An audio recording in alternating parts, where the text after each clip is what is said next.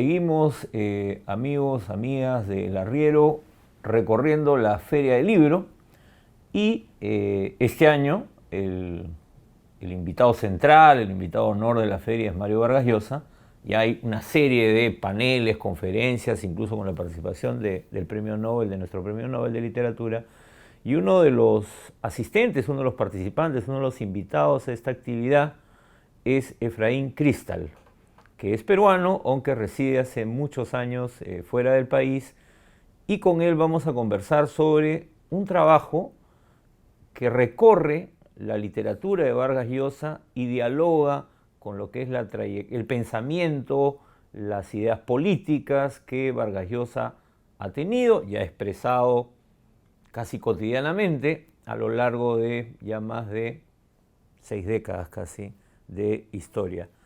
El libro se llama Tentación de la Palabra, un libro que publicó el Fondo de Cultura Económica con la Biblioteca Regional Mario Vargas Llosa, y estoy con el autor para conversar. Efraín, un gusto conversar contigo. Encantado.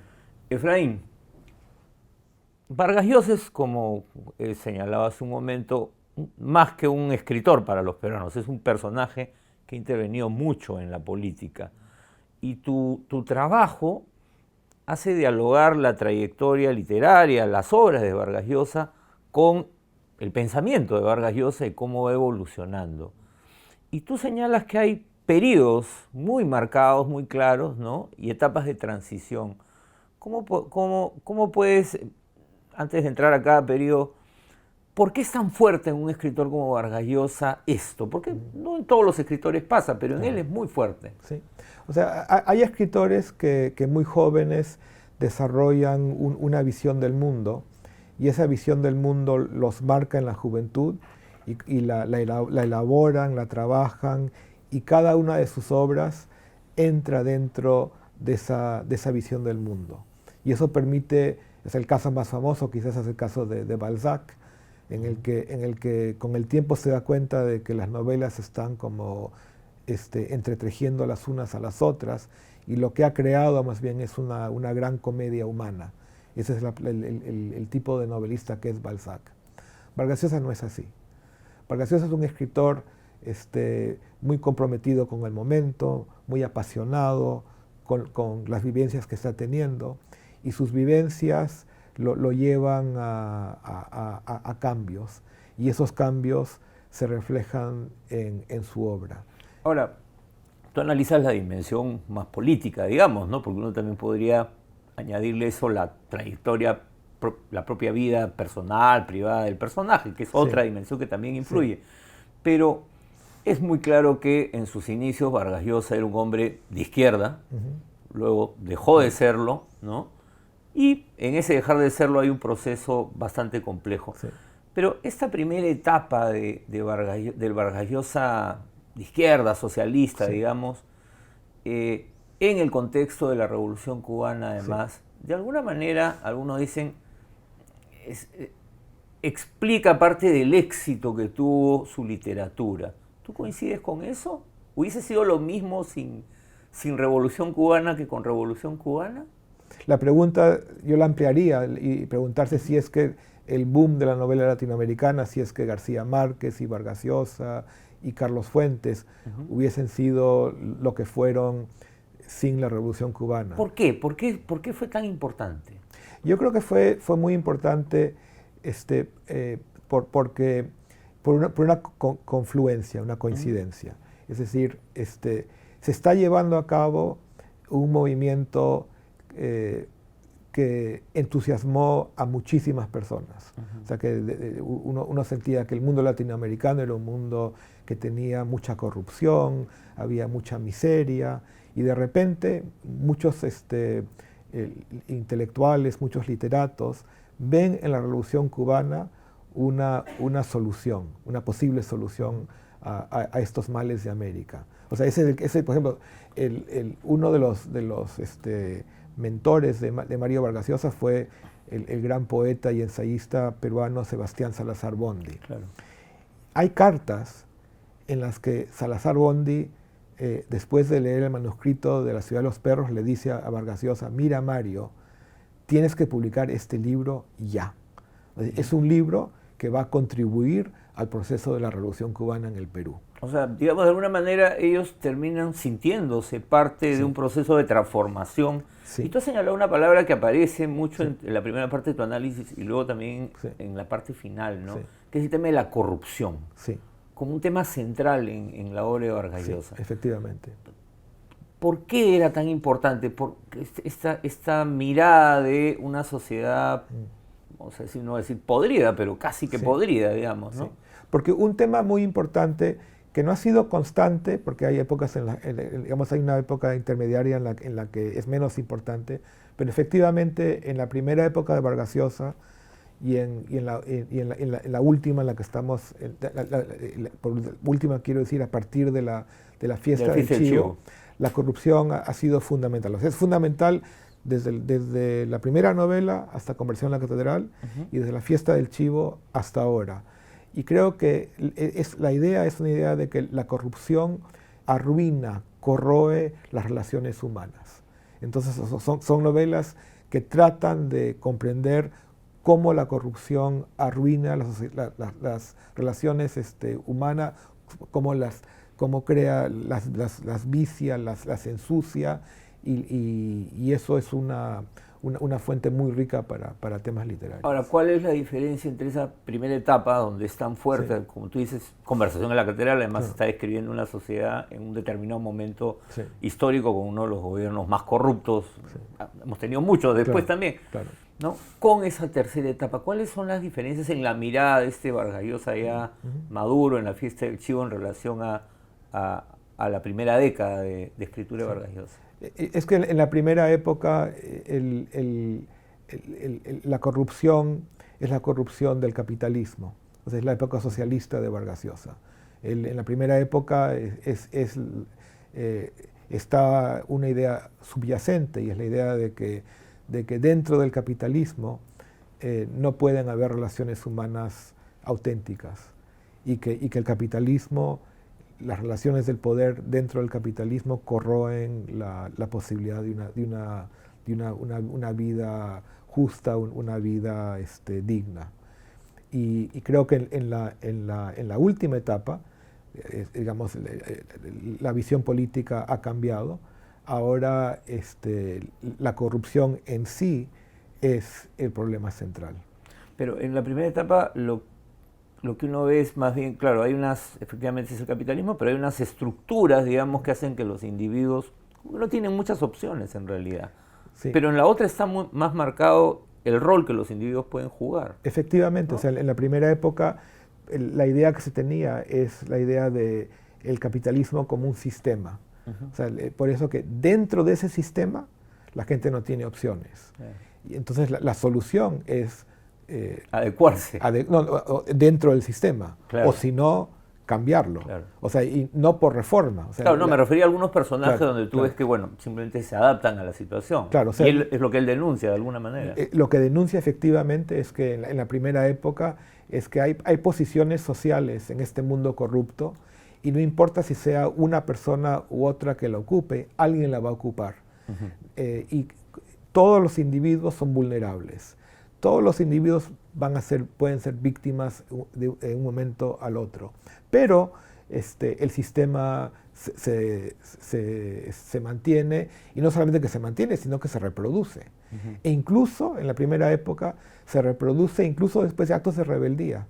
O sea, los chicos del colegio Leoncio Prado en la Ciudad de los Perros creen que se están rebelando en contra de una sociedad corrupta, y no se dan cuenta que están contribuyendo termina siendo funcional esto, ¿no? Claro, o Gamboa termina, aceptando el castigo, ¿no? Claro, pero el acto de rebeldía de estos muchachos es un acto de rebeldía que va a confirmar la corrupción del mundo en que se encuentran. Ahora, en la otra etapa, la idea del comportamiento del individuo y la idea del mal es distinta. Hay otra idea ahí, claro, definitivamente. Lo que yo diría es que en las primeras dos etapas de Vargas Llosa, o sea, la primera etapa, la etapa socialista, y la primera etapa liberal, había una actitud profundamente optimista. O sea, en la etapa socialista, Vargas Llosa estaba convencido de que la revolución y el socialismo resolverían los problemas fundamentales de América Latina y del Perú. Incluso hasta después del famoso caso Padilla, todavía Vargas Llosa, a pesar de que se vuelve un crítico de la revolución, seguía defendiendo el socialismo, todavía es... O sea, él lo sigue defendiendo, hasta mediados de los años 70. Claro. Y luego hay como un cambio que le toma unos 5 o 6 años. O sea, hay una época de confusión, una época de reconsideración. En los años 80 ya se dio el cambio. Claro. Pero un cambio en que él cree en la democracia liberal, que respeta los derechos legales. Y en esa época hay también entusiasmo. Hay un entusiasmo. Si en la primera época había un entusiasmo por el socialismo, en la segunda época hay un entusiasmo por la democracia liberal. O sea, seguramente eso era algo que incomodaba mucho a sus críticos, Sí. En el sentido de que era la idea del bandazo, ¿no? Ha pasado Sí. de un compromiso Sí. con un determinado proyecto y ahora Sí. está defendiendo las ideas que eran diametralmente opuestas, o en la Sí. lectura de algunos diametralmente opuestas a lo que había defendido. Sí, o sea, él tuvo muchos críticos por su cambio político. Ahora, lo interesante es que al igual que Historia de Maita, hay un momento muy interesante en Historia de Maita en el personaje dice, yo no dejé el socialismo me dejó a mí. Y algo similar pareció con Vargas Llosa, porque al comienzo él seguía defendiendo, o sea, después de haber criticado, él creía que cuando él criticó la invasión soviética de Checoslovaquia, él creía que cuando él había criticado el detenimiento, o sea, el encarcelamiento de este poeta cubano que también simpatizaba con los checos antes de la revolución, en fin, cuando él defendía a Padilla, él estaba convencido de que lo hacía como un socialista, que era una crítica interna dentro del socialismo.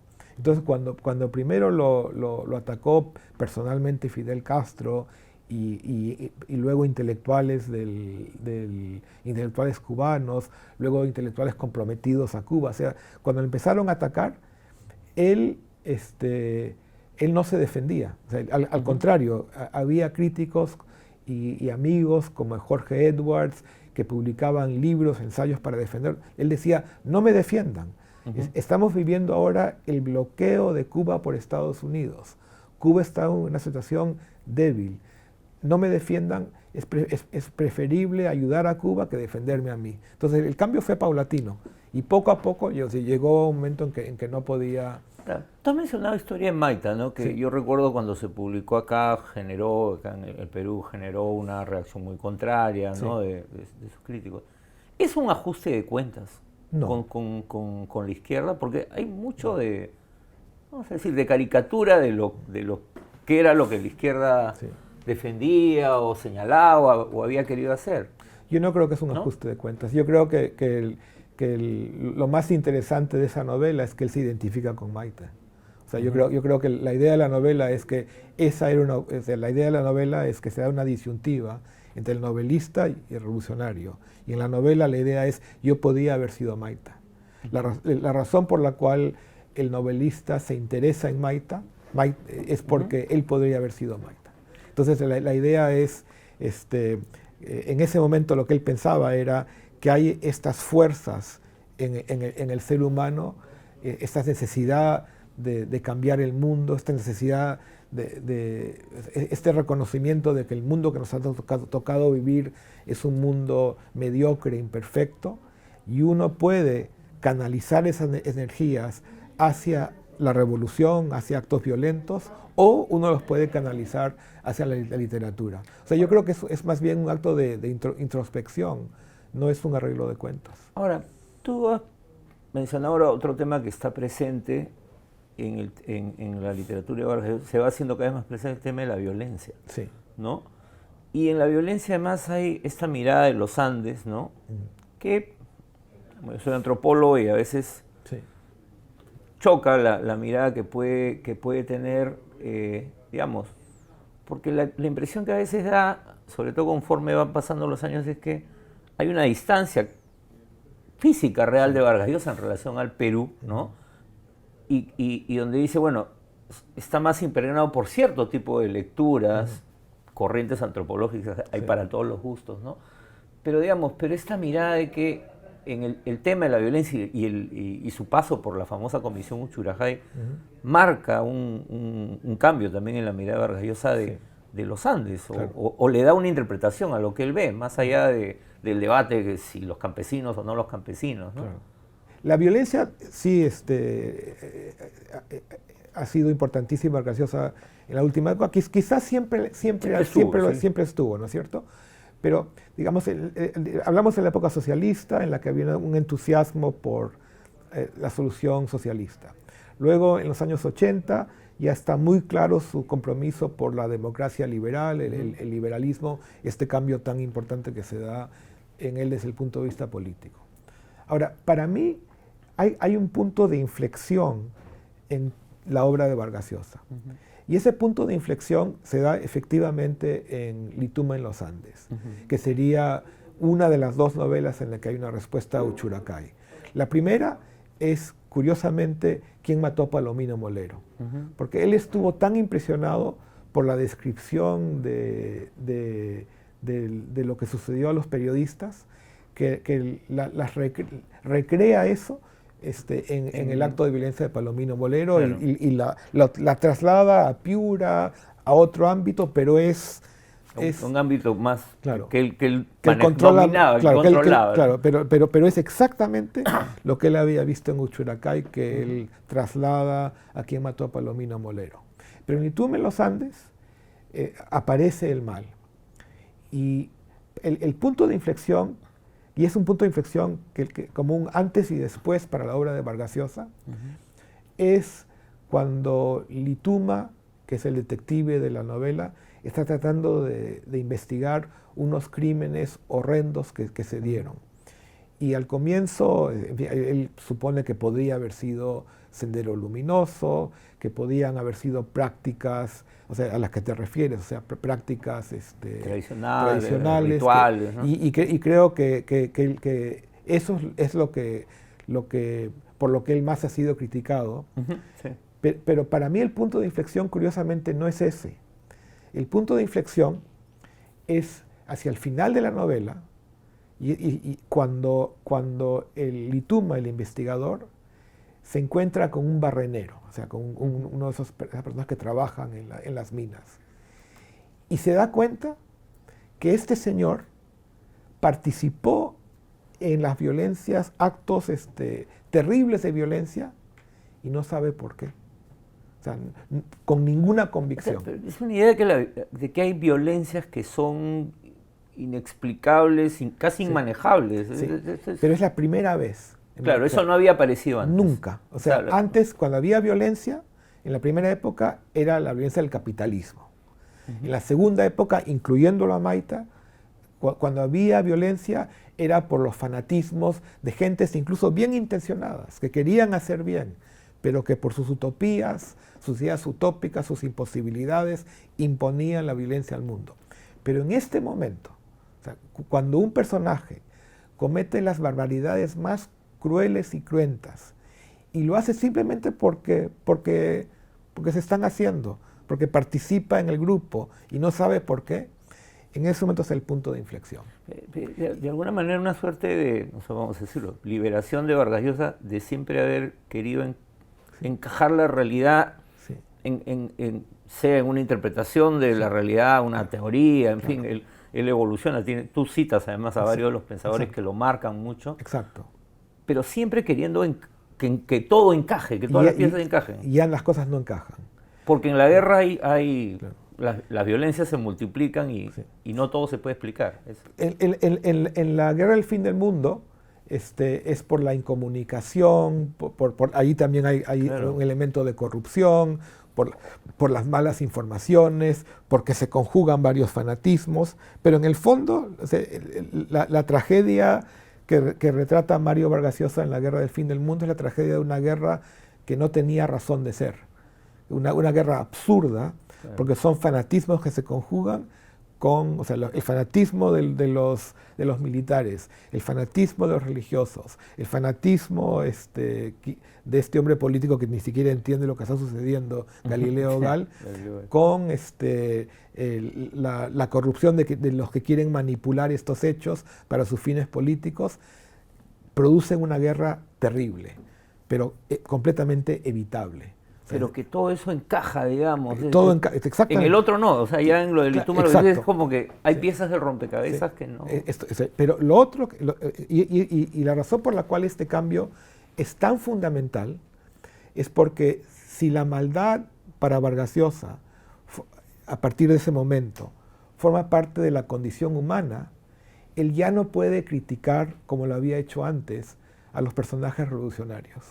O sea, y ese es en la última etapa, sí. Por eso es que se puede aproximar a Flora Tristán, exacto. a Casemen. Exacto. Digamos, esa es la explicación. Exacto. O sea, lo que pasa es ahora él se identifica con los personajes que él había criticado, los personajes que causaban daños, utopías en los años 80, ya no son personajes ridículos, ya no son personajes marginales, son personajes con los que él se identifica. Entonces yo creo que no es una coincidencia que hay ciertos paralelos muy interesantes entre la campaña política que Flora Tristán lleva a cabo por toda Francia para tratar de llevar a cabo una revolución pacífica, pero socialista, anárquica, con la campaña política del propio Vargas Llosa. O sea, hay paralelos entre la historia de Flora Tristán, tal como Vargas Llosa la imagina en El Paraíso en la otra esquina, con su propio libro sobre su campaña política, El pez en el agua. Ahora, quizás además por eso, ya en esta etapa, sí. Tú citas lo que él escribe sobre Günter Grass cuando revela su paso por la CSS en su juventud, ¿no? Claro. O sea, en otra época Vargas Llosa seguramente lo hubiese, bueno, no sé cuál es el término, pero hubiese sido durísimo con Grass. Sí, entonces efectivamente lo que se da, Vargas Llosa se reconcilia con las personas con quienes había tenido desencuentros políticos.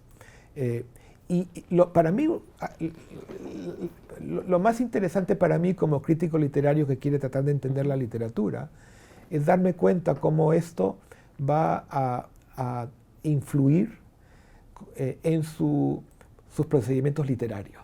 O sea, en la primera época, en la época socialista, el procedimiento literario principal era el cruce de planos temporales y espaciales. O sea, el ser humano no controla su realidad, el capitalismo la controla, pero por lo menos uno tiene acceso a los fragmentos, uno puede... Como dicen, solo no tiene agencia. No tiene agencia, ¿no? pero puede conversar, tiene derecho a organizar su fragmentación, si tú quieres. En la segunda época, en la época, digamos, liberal optimista, en la que uno tiene la opción, o bien uno canaliza sus impulsos violentos hacia la literatura, o bien uno los resuelve, hacia la violencia, o uno los resuelve con la literatura o con el erotismo. Había una técnica literaria en la que él alternaba registros literarios. Son novelas, digamos, el modelo es La tía Julia, el escribidor, en la que las historias autobiográficas de los capítulos realistas alternan con las radionovelas de Pedro Camacho. O como en El Hablador también. Exacto. Se alterna. El Hablador se alterna la vida universitaria en Lima con esta antropología inventada en los capítulos amazónicos. O una novela como Elogio y la madrastra, en la que la vida cotidiana de una familia burguesa alterna con fantasías inspiradas en las pinturas.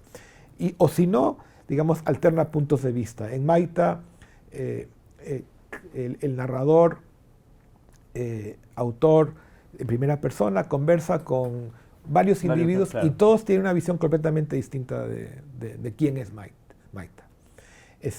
Bueno, en esta última época, cuando se está dando la reconciliación con sus personajes literarios, con individuos como Günter Grass, con quienes había sostenido polémicas muy fuertes, se da una nueva técnica literaria.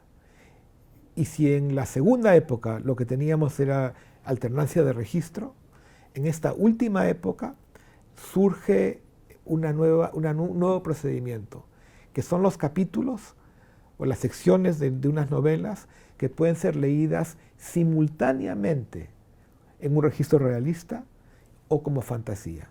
O sea, en una novela como... Ya no está separado. Ya no está separado. Ahora, pero esto requiere,